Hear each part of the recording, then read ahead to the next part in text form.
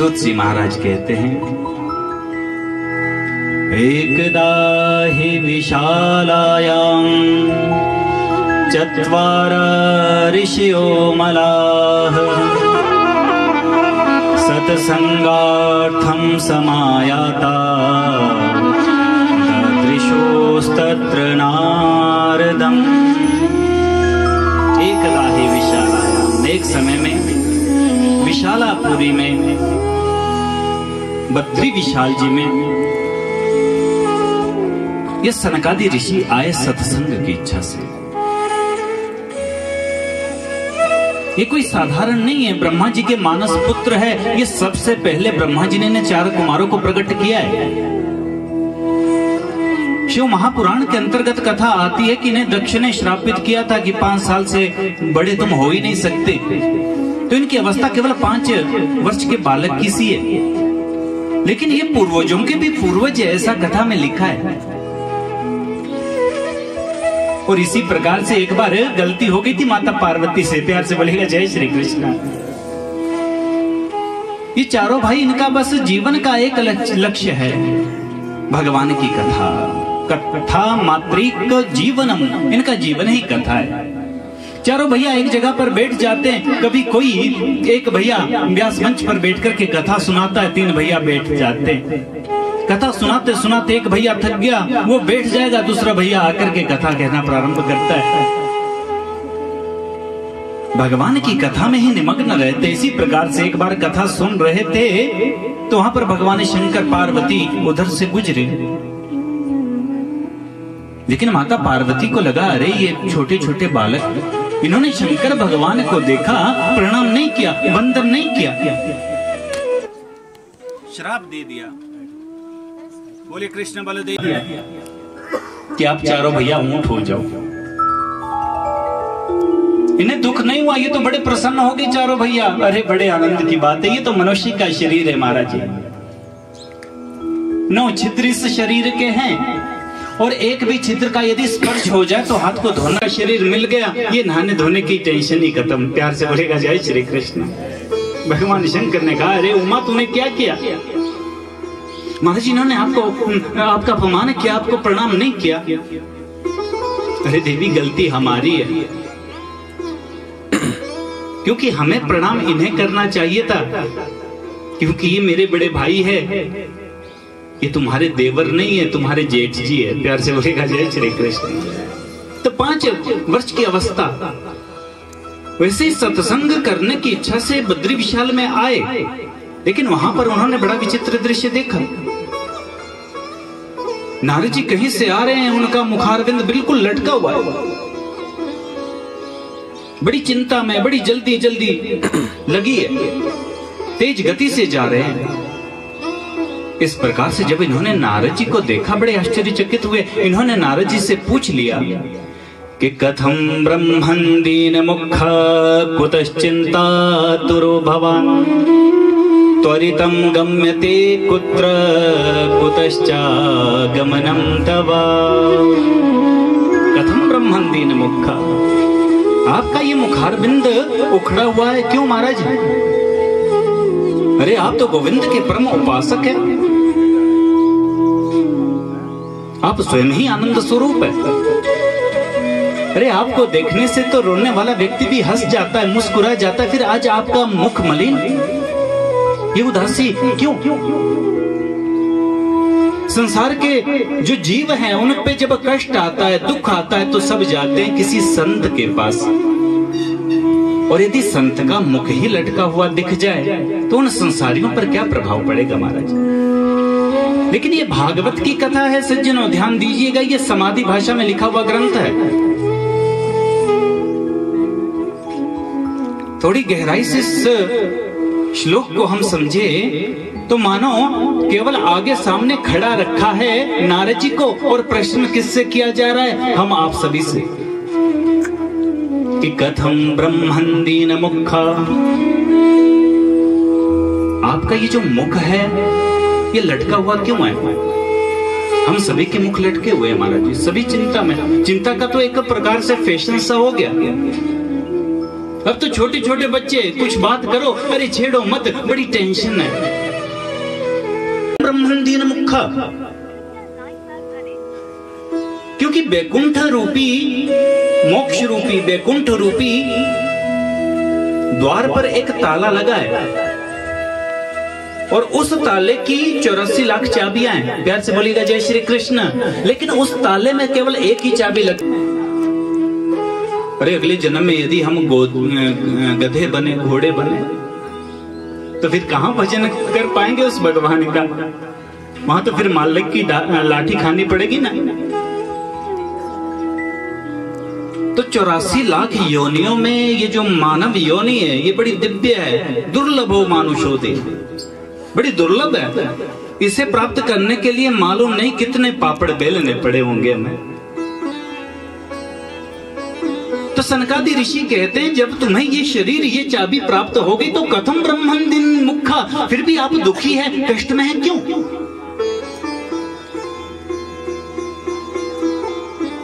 कथम ब्रह्मण दीन मुखा कुतश्चिंता तो भगवान, किस चीज की चिंता है? सबसे बड़ी चिंता है कि बार बार इस नरक में ना पड़ना पड़े, और इस नरक के उद्धार के लिए मानव शरीर जो ही परम श्रेष्ठ है, और मानव शरीर को प्राप्त करके फिर भी चिंता में है। ये बात समझ में नहीं आती, ऐसा सनकादि ऋषि कह रहे हैं। और त्वरितम, ये जो जल्दबाजी है, इतनी जल्दबाजी किस चीज की? अब जिसे भी देखो महाराज जी जल्दी चाहिए, बस फटाफट चाहिए। आप कभी जरा ध्यान से एकाग्र होकर के कभी कहीं बैठिए, जितने व्यक्ति आपसे मिलेंगे ना, सभी में जल्दी लगी होगी। बाकी तो छोड़िए, अब तो विवाह संस्कार किए जाते हैं ना, विवाह संस्कारों में भी यजमान पंडित जी से कहते, पंडित जी बस आप आधे घंटे में सब निपटा दीजिए, जितना पैसा है 2 गुना दे देंगे, बोलते हैं ना। तो इतनी जल्दी ये है कहां की? सनकादि ऋषि कहते हैं, विचार करो कि त्वरितम, ये जो त्वरित, जो जल्दी जल्दी लगी है, ये किस चीज की है? अरे शांत हो जाओ, जरा बैठो तो। कहां से? आत्मबोध करना चाहिए, बैठ करके अपने आप से प्रश्न करना चाहिए, हमारा स्वरूप है क्या, हम है कौन? अरे नाम तो बड़े बड़े रख दिए महाराज जी, विजय भारद्वाज हमारा नाम। अरे विजय भारद्वाज तो जन्म के 2, 4, 6 महीने में रहा होगा, उससे पहले क्या था? आज पिता का हम परिचय देते, वो हमारे पिता, वो तो जन्म देने के बाद पिता बने, उससे पहले हम कौन थे, कहां थे? आज अपने परिवार के लिए सब कुछ किया, लेकिन आज वो शरीर छूट गया। अब शरीर छूटने के बाद होगा क्या, कहां जाना है? वास्तव में हमारा स्वरूप है क्या, हमारा घर है क्या? हम इससे बिल्कुल विलग है सज्जनों। तो कह रहे हैं, विचार करो। कथम ब्रह्मण दीन मुखा कुतश्चिंतातुरो भवान, त्वरितम गम्यते कुत्र कुतश्चागमनम तवा। नारद जी महाराज कहते, क्या बताऊं आपको महाराज जी, क्या बताऊं? अहम तो पृथ्वीम यातो ज्ञात्वा सर्वोत्तमामितिम, पुष्करम च प्रयागम च काशीम गोदावरीम तथा हरिक्षेत्रम कुरुक्षेत्रम श्रीरंगम सेतु बंधनम एवमादिषु तीर्थेषु ब्रह्ममाणा इतस्ततः।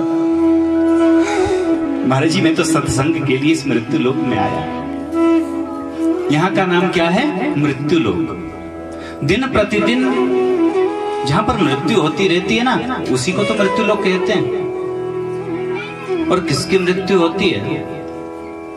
समस्त जीवों की तो होती ही है, लेकिन एक ही व्यक्ति की एक एक पल मृत्यु हो रही है। इस ग्रंथ में आगे जाकर के लिखा है कि हर एक क्षण में, और अंतिम क्षण कब होता है? अरे महाराज, जब हमारी पलक झपक रही है ना, एक एक क्षण में हम मरते ही तो जा रहे हैं। क्षण क्षण मरने का नाम, उसी को हम जीना बोलते हैं। प्यार से बोलिएगा जय श्री कृष्ण। बचपन से लेकर अभी तक मरते ही तो आ रहे हैं। वो हमारा जो छोटा सा स्वरूप है, जैसे बाल गोपाल यहाँ पर बैठे थे, हम भी तो ऐसे थे कभी, लेकिन वो बचपन हमारा मर चुका है। अब थोड़े जवान हो गए तो ये जवानी भी सदैव रहने वाली नहीं, टिकने वाली नहीं। ये भी क्षण क्षण पल पल ये मरती जा रही है। धीरे धीरे वृद्धावस्था हमें प्राप्त होगी। इसलिए प्रत्येक क्षण में उस भगवान का, उस प्यारे का आप सुमिरन करिए, उनका नाम उच्चारित करते रहिए, तो जीवन की सार्थकता इसी में। प्रत्येक परिस्थिति में उनकी याद बनी रहे, इससे बढ़कर के और है क्या सज्जनों। इसीलिए यहाँ का नाम है मृत्यु लोक। तो नारद जी कहते हैं मैं मृत्यु लोक में आया क्यों? बोले सत्संग के लिए। अरे महाराज जी, आप तो तीनों लोक में घूमते रहते हैं, इस मृत्यु लोक में ही आना पड़ा आपको सत्संग के लिए। स्वर्ग में नहीं मिल सकता था, वैकुंठ में नहीं मिल सकता था? नारद जी ने कहा नहीं, सत्संग केवल और केवल इस मृत्यु लोक में ही प्राप्त हो पाता है। कि स्वर्गे सत्ये कैलाशे च वैकुंठे नास्त्ययं रसः। चाहे स्वर्ग में चले जाइए, वैकुंठ में चले जाइए, कैलाश में चले जाइए, वहां पर ये सत्संग का सुख प्राप्त हो ही नहीं सकता। क्यों? अरे वहां स्वयं भगवान विराजमान रहते हैं सदैव। वहां पर कैसी कथा। आज हम बैठ करके सुन रहे कि वहां पर गोविंद की ये लीला हुई, ये लीला हुई, वहां खुद गोविंद बैठे हैं, फिर वहां पर सत्संग का क्या औचित्य? इसीलिए सत्संग के लिए तो देवता भी तरसते हैं इस भारत भूमि में जन्म लेने को। क्यों? सत्संग मिले। तो नारद जी आए सत्संग करने के लिए और कहते हैं महाराज जी मैंने समस्त तीर्थों में जाकर के देखा कि समस्त तीर्थों के दर्शन करूं,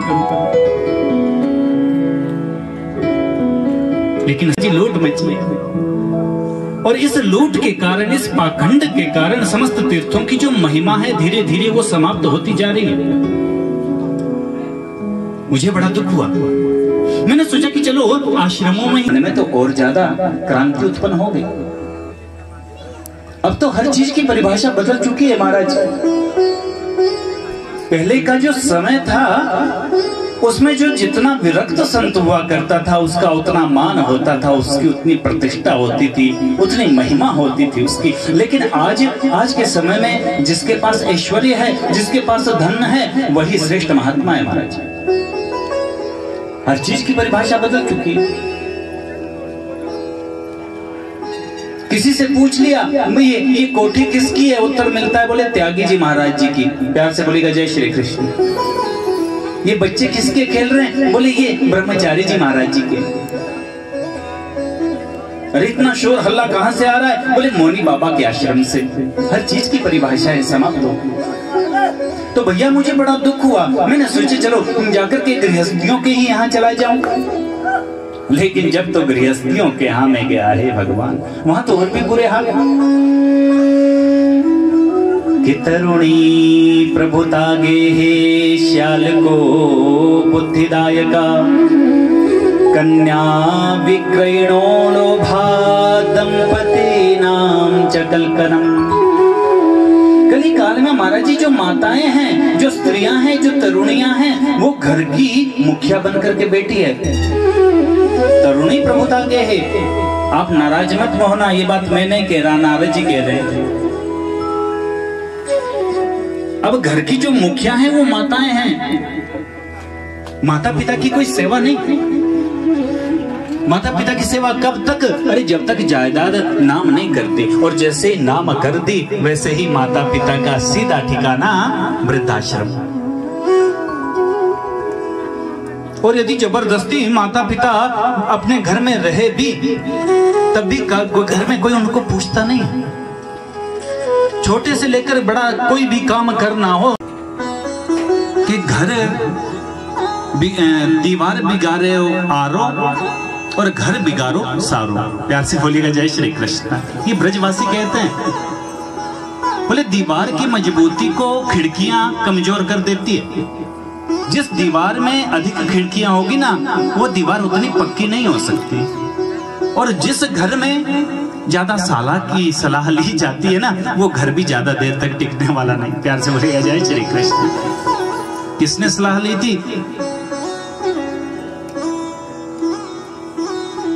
धृतराष्ट्र ने। धृतराष्ट्र ने भी अपने साले की सलाह ली, क्या हुआ? सब कुछ समाप्त हो गया। चलो भाई साला बुद्धिमान हो तो राय लेने में क्या हर्ज है, लेकिन फिर भी दंपति नाम चकल कनम, फिर भी शांति नहीं है, अशांति फैली है महाराज। कलह मचा है पति पत्नी में, घर में। और कन्या विक्रयणो लोभात, कन्याओं के विवाह नहीं हो रहे, संबंध स्थापित नहीं हो रहे, अभी तो सौदे हो रहे हैं। जहां पर सौदा बन गया वहां पर कन्या को बेचा जा रहा है। देखिए उस समय नारद जी ये बात कह रहे हैं। संबंधी कहा किसे जाता है, बोले समधि, धी मानो बुद्धि, जिसकी बुद्धि सम हो वो संबंधी। लेकिन अब बुद्धि सम नहीं, विचार सम नहीं, भावनाएं सम नहीं, केवल जो अर्थ को लेकर के, पैसे को लेकर के जो संबंध बनाए जा रही है। कोई फांसी का फंदा लगा लेती है, रस्सी लगा दी, समाप्त कर दिया अपना जीवन। ये सब क्यों? क्योंकि सज्जनों संबंध धी से नहीं जुड़ा, व्यवहार से नहीं जुड़ा, केवल धन को देख करके हमने सौदा जोड़ा। नारद जी कहने लगे ये सब देख करके मेरा तो खिन्न हो गया। फिर मन में विचार किया कि क्यों ना जाकर के वृंदावन में प्रवेश किया जाए, हो सकता है वहां मुझे शांति मिले, क्योंकि वहां पर गोविंद की अनेकों लीलाएं हुई है, वहां मैं चला जाऊं। और भैया जैसे ही मैं वृंदावन में प्रवेश किया, वहां तो मैंने बड़ा विचित्र दृश्य देखा। अरे एक स्त्री है महाराज, नवयुवती, उसके पास कोई दो वृद्ध पड़े और हजारों नारियां उसकी सेवा में लगी है। वो खूब रो रही है और मेरा मन तो पिघल गया। मन में विचार किया कि उस स्त्री के पास जाऊं, उसके दुख का कारण पूछूं। और ऐसा द्रवित हृदय संतों के ही पास तो होता है। आपने सुना होगा ना, संत का हृदय कैसा होता है? बोले नवनीत समान है, मक्खन के समान होता है संत का हृदय। और मक्खन कैसा होता है? बोलना तो पड़ेगा आपको। कैसा होता है मक्खन? कोमल होता है। लेकिन कोमल कब होता है? अरे गर्मियों में कोमल होता है, सर्दियों में तो बिल्कुल सख्त हो जाता है। पैसे बोलेगा जय श्री कृष्ण। आपकी इतनी सर्दी पड़ती हो ना पड़ती हो, हमारे बड़ी सर्दी पड़ती है महाराज जी। अगर मक्खन का कि चम्मच भी निकालना पड़े ना तो चम्मच टूट जाता है, इतना सख्त हो जाता है। लेकिन यहाँ पर तो लिखा है कि संतों का हृदय मक्खन के समान होता है, कठोर हो जाता है। जब भोग विलास सामने आता है संतों के, तो उनका मन बिल्कुल कठोर हो जाता है, उसे स्वीकार नहीं करता। लेकिन जब किसी को वो दुखी देखते हैं,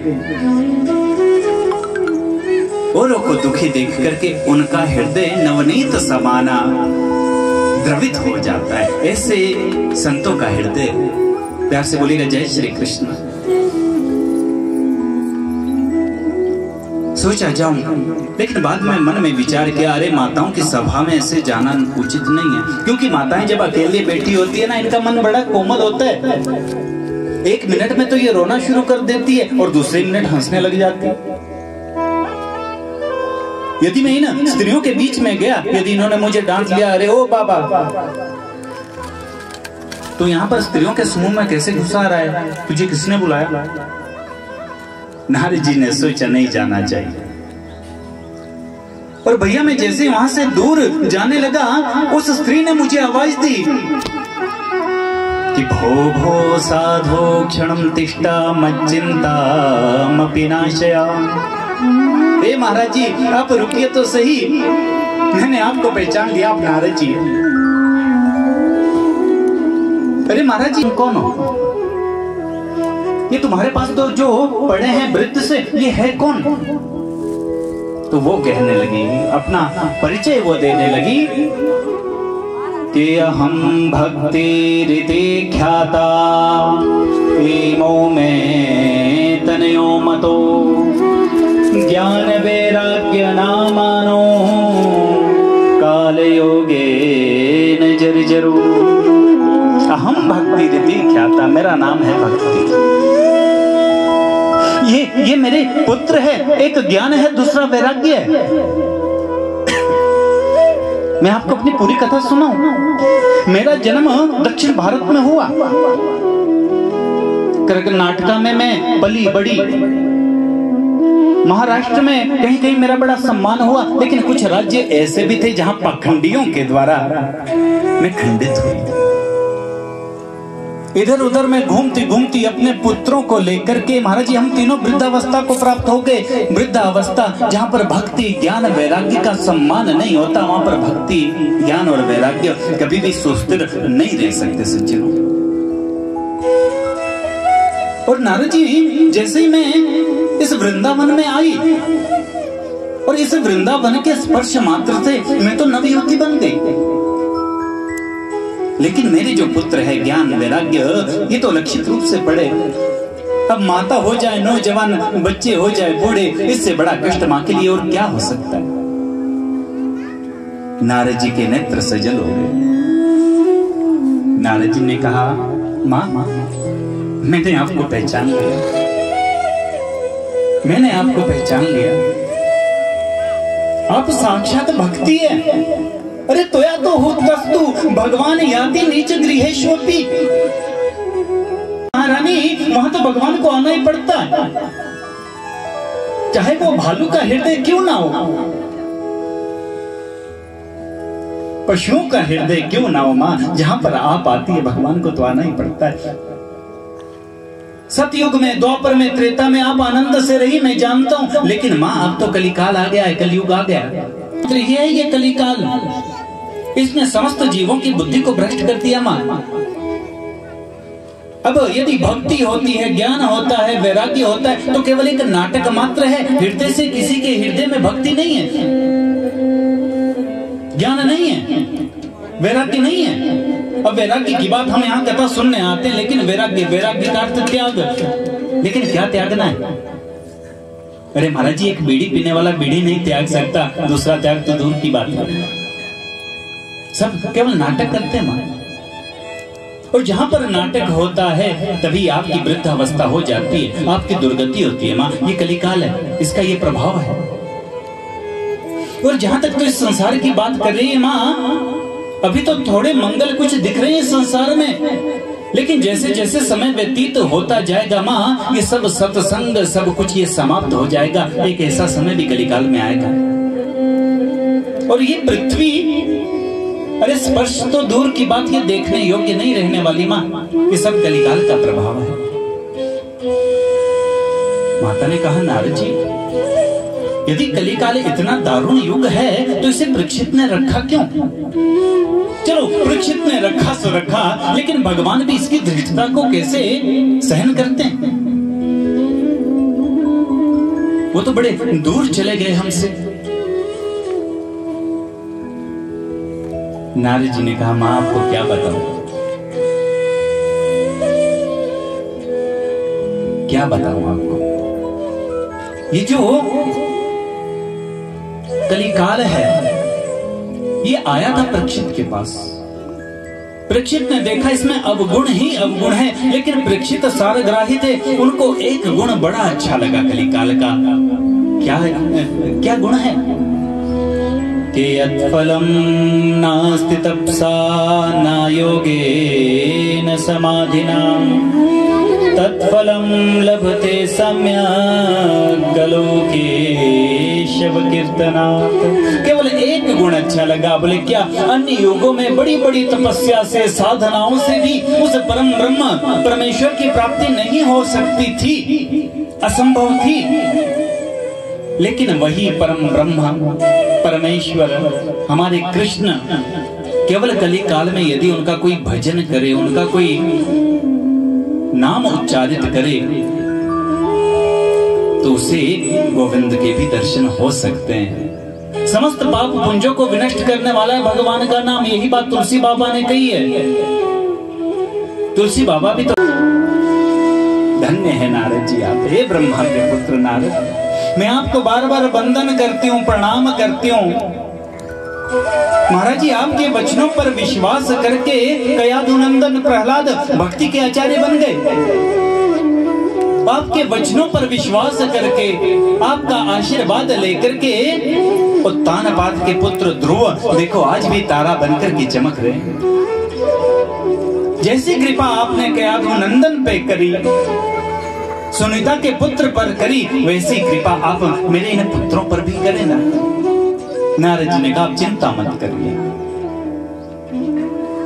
भक्ति ज्ञान वैराग्य श्रीमद् भागवत की जो कथा है सज्जनों, ये भक्ति ज्ञान वैराग्य को पुष्ट करने वाली है। बहुत समझने की बात है। ये एक ही तत्व है, ये कोई अलग अलग नहीं कि पहले भक्ति करनी पड़ेगी, फिर ज्ञान, फिर वैराग्य, अलग अलग प्रैक्टिस करनी पड़ेगी आपको, ऐसा कुछ नहीं है।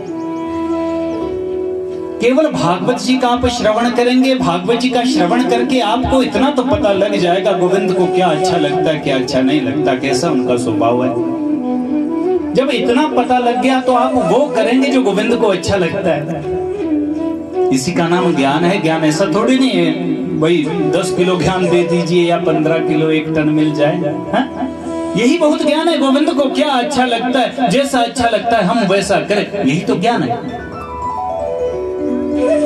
और जब हमें ज्ञान हो गया, धीरे धीरे ये जो संसार है ये नश्वर है, ये ज्ञान हमें होता जाएगा, अनुभूति होती जाएगी, धीरे धीरे धीरे संसार से हम विलग होते जाएंगे। गोविंद के चरणार बिंदों के प्रति हमारी आसक्ति बढ़ती जाएगी, तो त्याग भी हमारे जीवन में आ गया ना, वैराग्य आ गया, संसार से वैराग्य आ गया।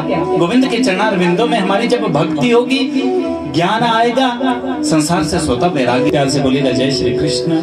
आइए 2 मिनट के लिए भगवान का हम गुणानुवाद करें और अपने यही लक्ष्य, अपना जीवन गोविंद के चरणार बिंदों में समर्पित कर देना।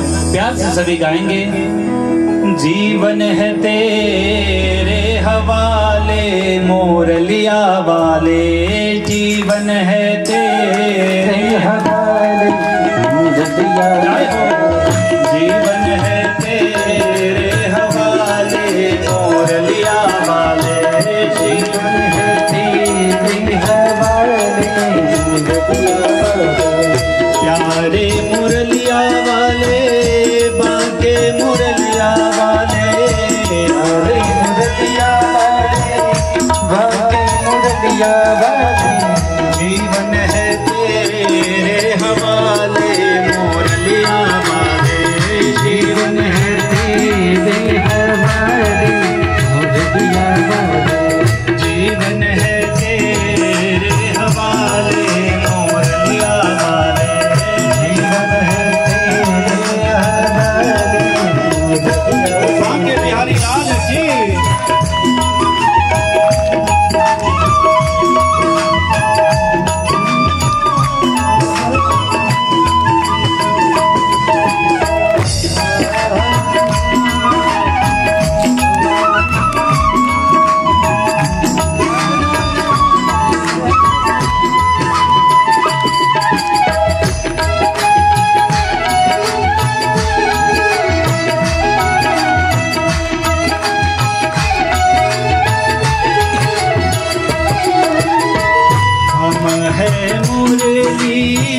तेरे अधर की,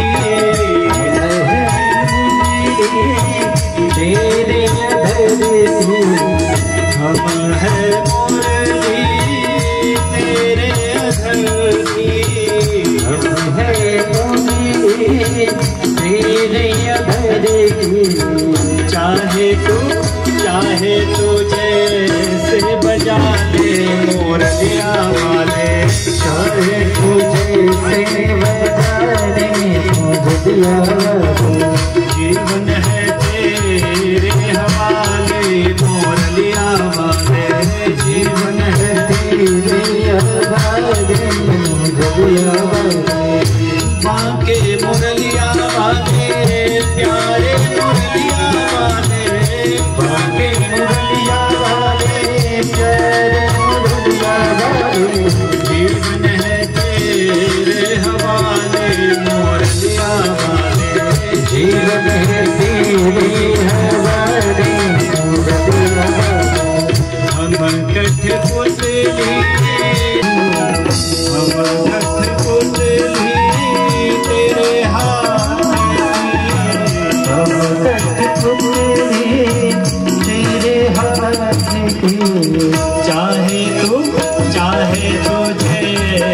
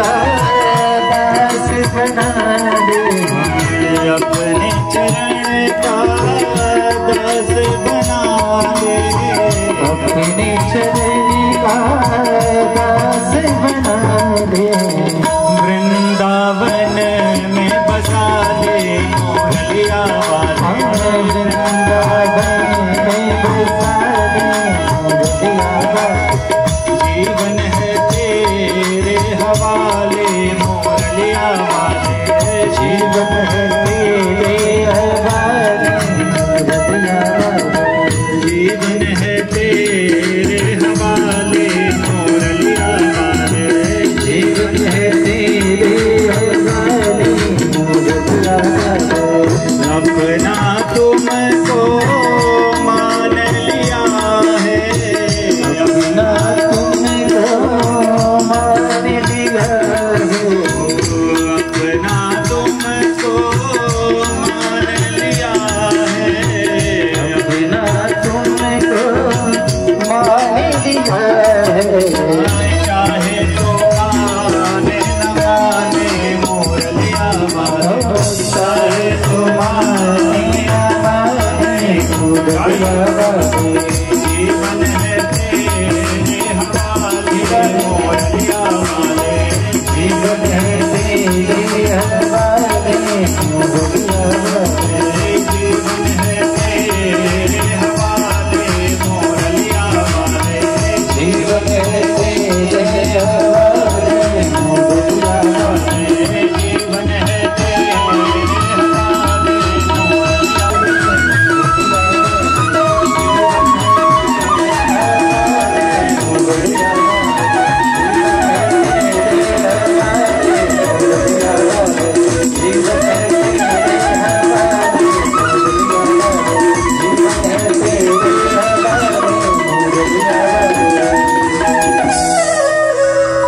कृष्ण बलदेव की जीवन है तेरे हवाले मुरलिया वाले। यही जीवन का सार है सज्जनों।